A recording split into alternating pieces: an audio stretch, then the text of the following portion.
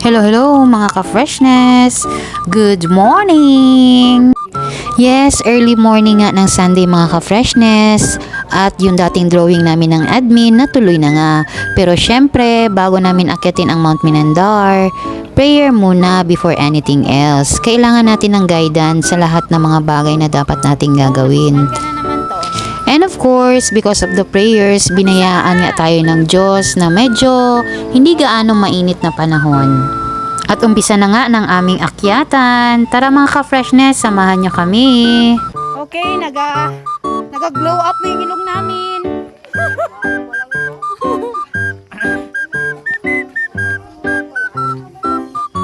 Oh, ano naman yan si Grace? Ang Grace, bakit ka nag-shortcut? Wala, naga-glow up ng ilong namin. Yes mga ka-freshness, nag-glow up na nga yung aming ilong. Kaya kung napansin na ninyo, hindi na kami masyadong nagkukwentuhan. Dahil kanya-kanyang habol ng hininga ang nangyayari mga ka-freshness. O ayan nga mga ka-freshness, kung napapansin ninyo, tulong-tulungan kami sa pag-akyat. Parang goal lang yan. Yung goal natin, kailangan nating maabot ng sama-sama at syempre, sa tulong ng mga kasamahan natin. And of course, even nahihirapan na ang mga person, kailangan pa rin nating ngumiti. Minandar pa po!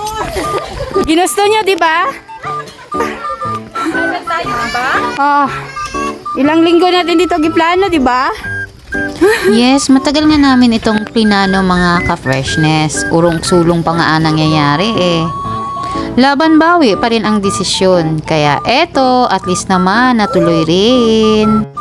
Ito na ata yung sinasabi nila mga freshness na expectation versus reality.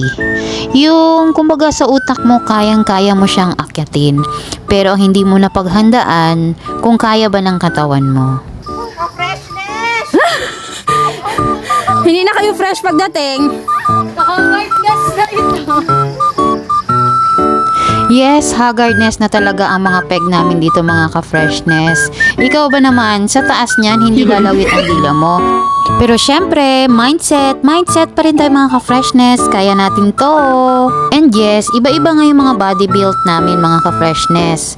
May mataba, may payat, may sexy, may maliit. O, pili na lang kayo kung saang kategory ako na belong. And of course, aside sa body build na pinag-uusapan, magkakaiba rin kami ng age gap mga ka-freshness. Pero proud to say, kahit ganun pa man, yakang-yaka naming akyatin ang Minandar. Hindi biro talaga mga ka-freshness yung aming naranasan yung mga oras na to. Ano yan? Ano yung kinausapan ninyo? Nagamitin mo hanggang dyan na lang sila. And yes, mga ka-freshness, bigla ang meeting nga dito na part. Mukhang pinagsisihan na namin yung mga desisyong naming biglaan. Hindi nga talaga siya biro mga freshness. Promise, nakakabawa siya ng kagandahan. Pero syempre mga ka-freshness, lahat naman ng hirap at pagod may magandang resulta.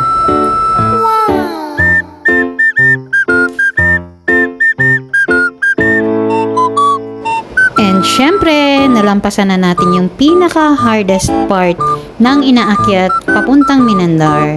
Of course, hindi po masama magpahinga mga ka-freshness. After nga mag-recharge natin mga ka-freshness, patuloy pa rin tayo sa pag-akyat ng Minandar. And yes mga ka-freshness, worth it nga yung pag-akyat natin sa Mount Minandar. Yung lahat ng pagod at hirap mo, yung sakit ng paa mo, pag nakaakyat ka na sa tuktok, ganitong view yung makikita mo. Sobrang worth it. Hindi ka magsisisi sa mga desisyong ginawa mo ngayong araw. And alam mo yung feeling na nasa tuktok ka pa lang, bago ka bumaba, nag-iisip ka naman na saan na naman kaya ang next destination ko? Anong view na naman kaya ang makikita ko? Abangan ang next vlog mga ka-freshness! Thank you for watching.